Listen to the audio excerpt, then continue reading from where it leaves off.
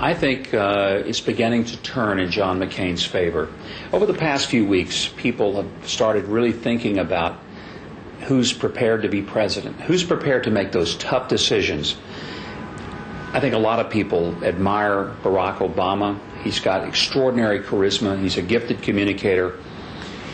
But the lack of experience in actually running something and being prepared to handle the kind of task that the next president's going to have to face, dealing with Iran, dealing with the unexpected Russian invasion of Georgia, I believe is now causing people to realize that John McCain has an extraordinary background and is ready to step into that job today and make tough decisions.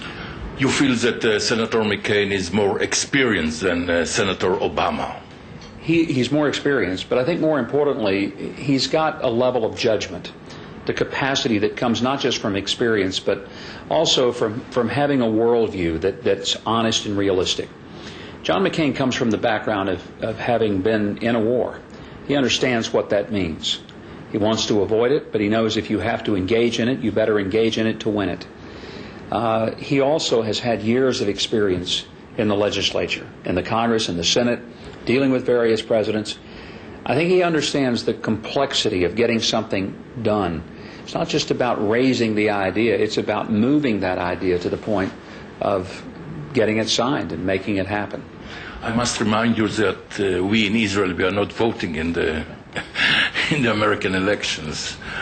But I would like to ask you, Governor Huckabee, what about the possibility of trying to find a solution to the conflict in the Middle East, the conflict of Israel with other factors in the Middle East? We certainly would all love to see it happen. Realistically, we have to understand this is not an issue that goes back 60 years or 100 years, but millenniums. As much as I'd like to say, I think by December we'll sign this wonderful peace accord and everybody will stand and hand in hand and hug and drink tea together. It probably is not likely going to happen quite like that. Many of us believe that the Israelis, first of all, have a right to a Jewish state that is secure, that's safe, that gives their children a safe place to put their heads down at night. We respect it. We even want it because it's in the world's best interest for Israel to have security, to be able not only to defend and protect itself, but to live with a level of peace that serves as a model to the rest of the country, or the rest of the world, rather.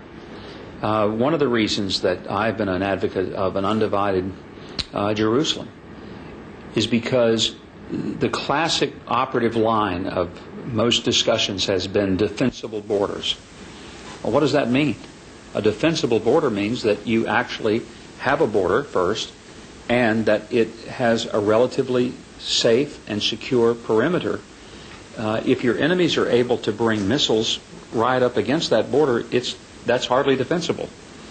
There have been people in the United States who perhaps would ask of the Israelis to tolerate something we would never tolerate in the United States. First, we would never say that it's okay for Americans to live in some places of the United States but not in other places.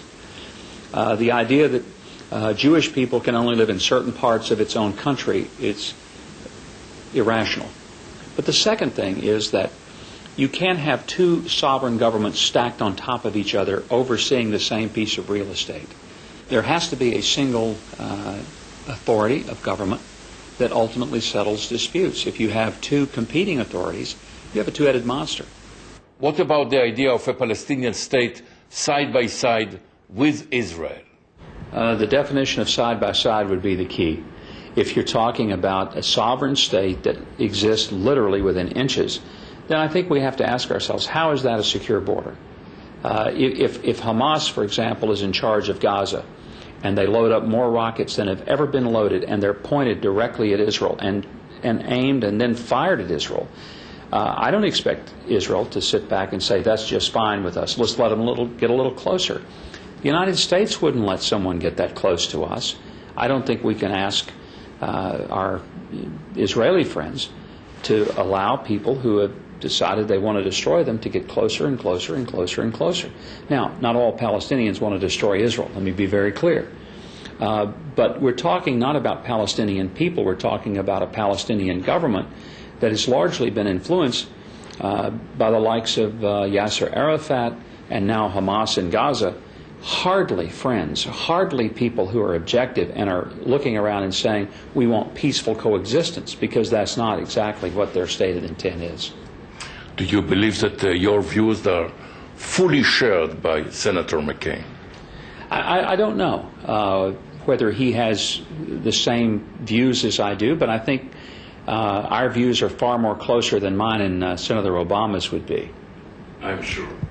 You know, there are people who are saying that Mr. McCain, with all due respect, maybe he is too old for this difficult position, difficult office.